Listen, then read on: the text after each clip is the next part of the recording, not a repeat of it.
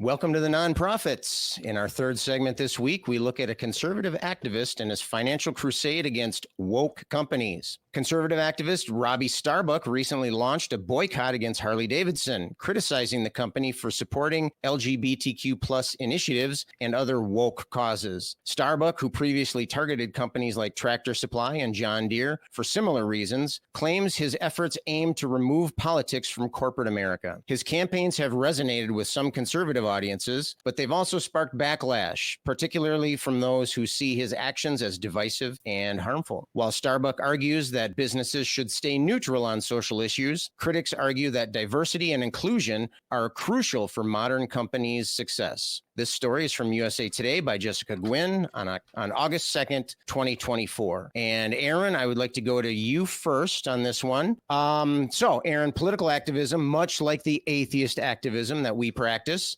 depends on voices of the activists to prompt change. What are the voices telling you with this story? Well, it's telling me that this guy's got the loudest voice, and the loudest voice is the voice that wins, unfortunately. It's not the fairest voice. It's not the most just voice. It's the loudest. Whoever's gonna make the most noise, make the biggest ruckus, that's usually who people listen to. And unfortunately, I don't see a lot of voices out there countering this gentleman's message. I don't see people out there working to shut him down and make sure that the loudest voice is the fairest voice, is the voice that wants diversity and wants equality. And these people, they're working harder, and they work hard, and we need to work harder. And I don't understand what's his beef, right? It's why does he care what these companies are doing? For some reason, I think it's because that for white men seem to be losing power. They seem to be losing their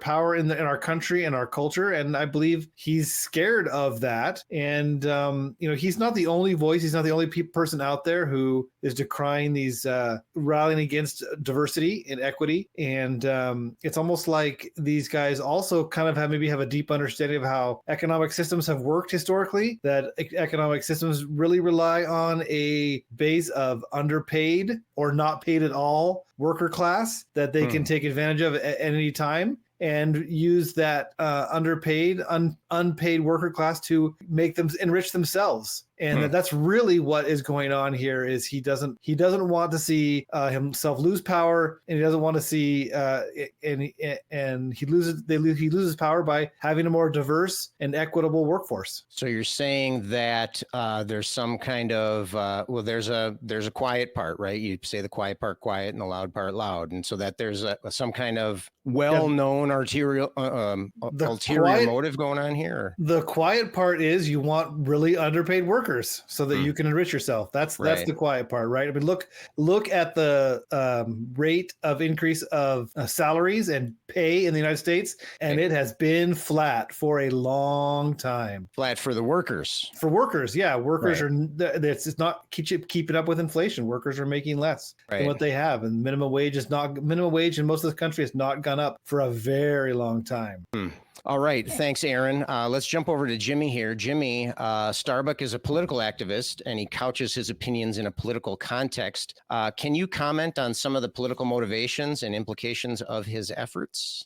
Well, sure. I think there is definitely some credibility to what Aaron's saying as far as white men feeling like they've lost power in this country, which obviously is ridiculous. I mean, they still overwhelmingly hold a majority, especially in government. When we look at elected officials in our country, they're overwhelmingly white men. So this idea that white men are losing power is a little bit crazy to me. I think that the election of Barack Obama really angered a lot of would-be bigots who were hiding kind of in the tall grass, and they exposed themselves once a person or once we saw this kind of far-right push that came after Barack Obama. And so I think a lot of people felt emboldened to kind of speak up. The thing is, though, and let me get to the point, I don't know what being a conservative and bigotry have to do with each other. Right. So unfortunately, in this country, we've seen bigotry become intertwined with conservative politics, but conservatism is not something something that really needs to be enmeshed in bigotry. Conservatism, traditionally speaking, is just small government. And you can be somebody who advocates for small government and still not be a bigot. For some reason, though, we see those things being mutually exclusive. And so to be a conservative doesn't mean you need to speak out against DEI policies. In fact, if you're a conservative, you should recognize that the smaller the government and the more disproportionate your population is by ethnicity, that the smaller population, that smaller ethnicity is probably going to be disparaged in some way. Our history tells us that. It tells us that. So, conservatives like to take the stance that they are representative of what the founders intended, right? They take a hard line approach or a strict constructionist view of the Constitution where everybody gets equal rights. Well, if you play this conservative card and you advocate for small government, not everybody's going to have equal rights. And so it might even make sense to be a conservative and advocate for the government not being involved in your affairs as a business owner, and also recognizing that maybe we need some safeguards to ensure everybody's treated equally and has the equal opportunities. And so that's my point there. Jimmy, both you and Aaron mentioned that, there doesn't have to be a necessary connection between conservatism and bigotry, right? And so it seems like why does it, at least it seems to us on a show like this, it seems to us that particular mindset, the conservative mindset, seems to be drawn to that type of belief and interaction. And I know it seems like I bring up this research too often on the nonprofits, but there was a study done that shows that there is a strong the biggest difference between a conservative mindset and a liberal mindset is authoritarianism, and it's not because the conservative mindset encourages authoritarianism, it's the other way around. And so rather than dividing people by are you conservative or liberal, you can divide them by are you pro-authoritarianism or are you against it? And the group that is pro-authoritarianism is way more likely to be conservative politically, is way more likely to be conservative religiously, is way more concerned about things like purity and loyalty and that kind of thing. And so I think there is kind of a roundabout tie from the conservative mindset to this idea of bigotry through that conduit of authoritarianism and purity. But I would say that is unique to the United States, though, because if you look at another country like Hungary, for example, they don't have a minority African American population that's going to be disparaged the more conservative they are, right? So conservatism means something different in a country like that than it does here.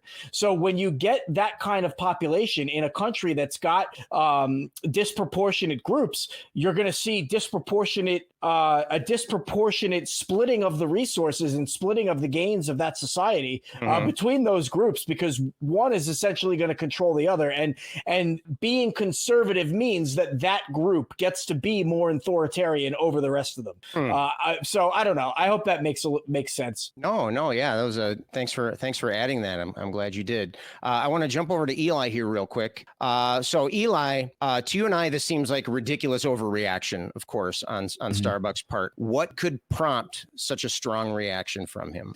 Well, I think it is just like Jimmy said, and it's this power that white men have, the idea that they're losing, and also don't necessarily realize that they have at the same time. I think the last time you and I, Scott, talked about the white standardism and how a lot of white people will have this idea that like just the way that my life is just the standard way, and that's like most people feel that way and just don't recognize that different people have different perspectives, and I think that's probably true for the majority perspective because we're not living in somebody else's perspective. So Robbie Starbuck says in his rant, he says, just get rid of social issues and divisive causes.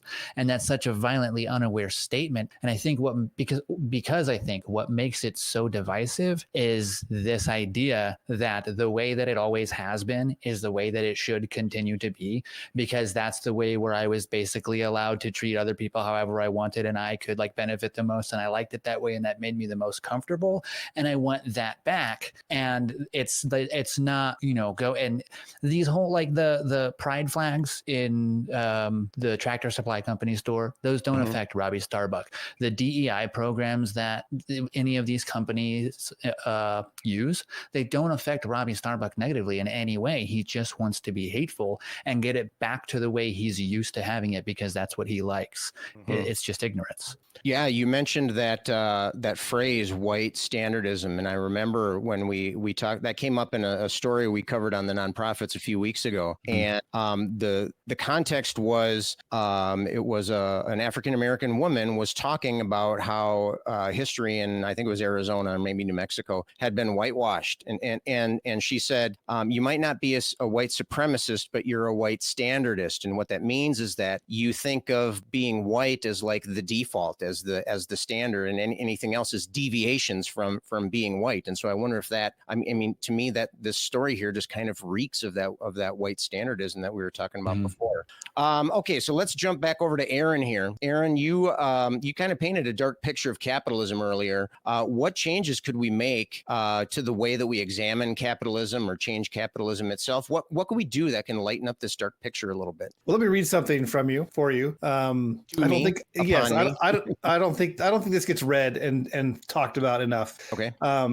Most of us will find this familiar. We, the people of the United States, in order to form a more perfect union, establish justice, ensure domestic tranquility, provide for the common defense, promote the general welfare, and secure the blessings of liberty to ourselves and our posterity, do ordain and establish this Constitution of the United States of America. I love the preamble to the Constitution because it tells us exactly why the Constitution exists and why our government exists. It basically exists to secure the blessings of liberty to ourselves and our posterity. If you look in this country, let's say reincarnation is a real thing and that we're all going to get reincarnated. Look around this country and if somebody asks you, well, what kind of a person with what kind of a nationality or race or sexuality or gender would you like to be born as in this country? And if the answer is, well, I don't care, then we have some work to do. And you know what? I don't think people can answer it. Well, it doesn't matter. Right? I think it does matter how you're born and who you're born in this country. And that's a shame. That means that there are groups that don't have and there are groups that have. And it's the purpose of our government to make sure that everybody has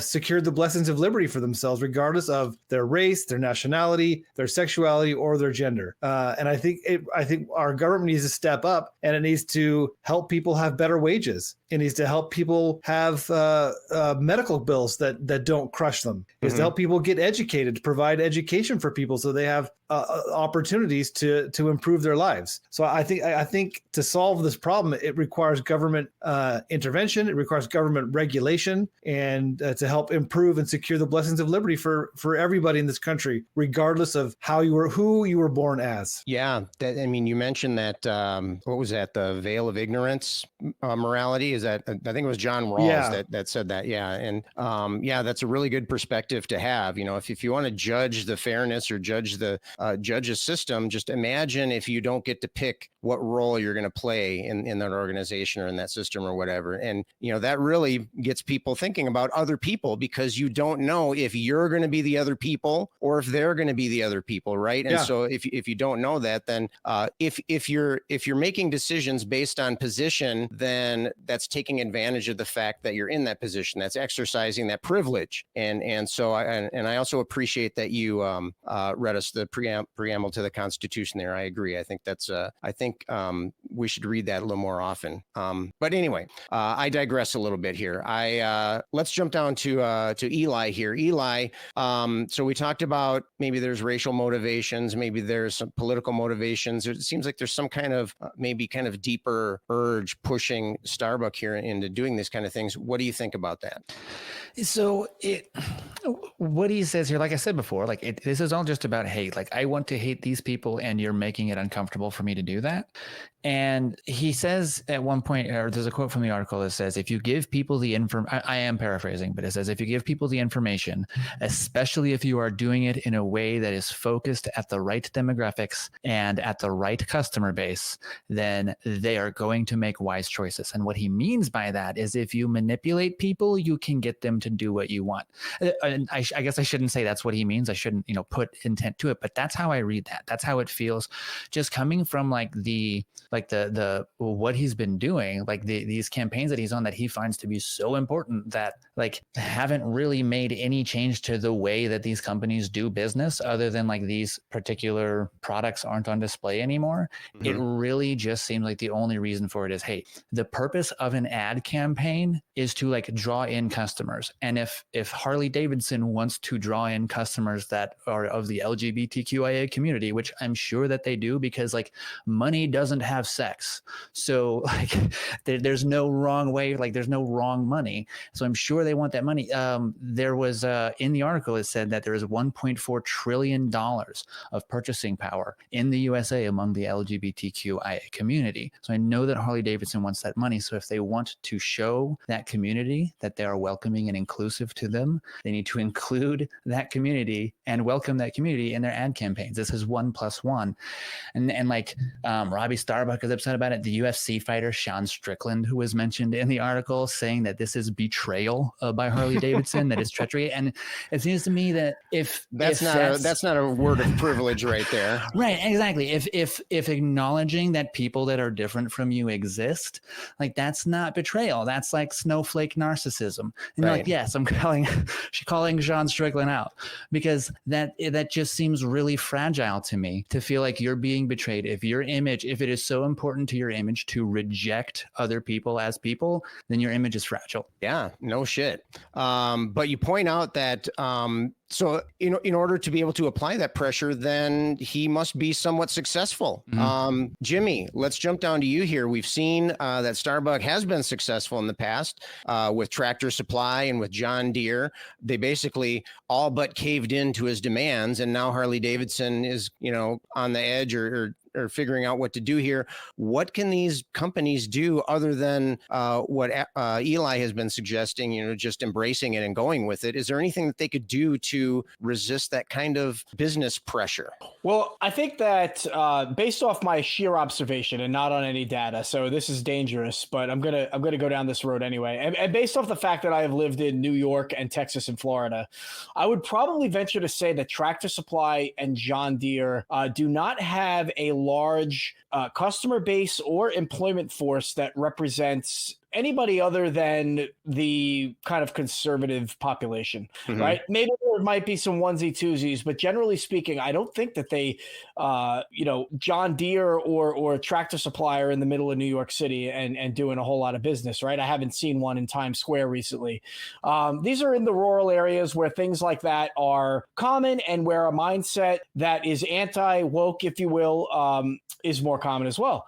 Why not test this theory? Why not open up a business and do some business in the sectors of society that you have no connection with and see how fruitful it is? I would agree that opening stores in urban liberal centers and going completely woke, hiring transgender people, hiring people that don't look like your neighbors for a 20-mile radius, that's an experiment that I would love to see by some of these big organizations. I don't think that Harley-Davidson has fallen yet, because Harley-Davidson is not quite as, I think, conservatively aligned or rurally aligned, if you can even use those words like that way, mm-hmm. As the other companies that we've talked about, right? So just like Starbucks said, ironically, not related to the corporation Starbucks by any means, but Starbuck himself had said, look, I understand that Starbucks is I don't know what he called it, like a liberal shit show or something like that, whatever. He goes, I completely I completely accept that. That's who they are. And I go in and I get my coffee anyway, right? Okay. So then what is the problem? You must see the financial benefit. And what is the problem with your companies that you love so much getting a financial benefit as well, but also providing a safe and inclusive work environment for people who might want to work there, who might want to take on that company's mission and get a paycheck and be part of the team. What's wrong with that? Right. I say go for it. So you're saying not only embracing that portion of that, what was it, Eli? 1.4 billion, was that? Trillion. $1.4 trillion. Okay, so I was off by 3 factors of 10 there. $1.4 trillion. They want to get that, rather than just targeting for that, rather than just creating an interaction or a company that is friendly to consumers. Jimmy, you're saying that they should incorporate that into their entire corporate identity, right? That they should be embracing from the inside out almost. Well, I think they should just recognize the benefit and recognize the fairness. I don't think that they need to rebrand themselves. Right. I just think that they don't need to be exclusive or discriminatory. Right. Yeah. I don't think that would require any kind of rebranding either, just to come out and say, we recognize that there are other human beings. That seems like a pretty basic thing to say. But I have one last question for all three of you, and I'm going to ask for a quick, short answer from each of the three of you. Clearly, we're talking about one guy here, Robbie Starbuck, and he's made kind of a big splash. So what does that tell us about the power of one person's voice, and does that impact our perceptions of our own voices as we promote the ACA's position of promoting atheism, critical thinking, secular humanism, etc.? What does that tell us about the ability of one person to make a difference? We'll go to Aaron first. We all can make a difference. We all can be that voice, that loud voice that affects change in the world. We just have to take the energy and the time to do it. All right, Eli. The reason that Robbie Starbuck was successful is because those companies recognize the platform that he has and the influence that he has, and it's just like you said, use the platform, the influence you have to make the changes that you want to see. He wanted to see it, and he got it done. And I haven't done anything about it. All right, Jimmy. Last word here. What does Robbie Starbuck tell us about the power of the voice? Well, I think that he is showing us that an excellent communicator can play on the fears of people and have a negative outcome. Rather than use his voice for good, I think that he's using it for bad. And you know what? He's benefiting from it. We are talking about him right now. People are writing about him and following him because he makes a case so effectively, even though he's wrong. Mm-hmm. Okay, that's the power of the voice. You've heard our voices on this. If you want to hear more voices from the nonprofits, click on one of these links.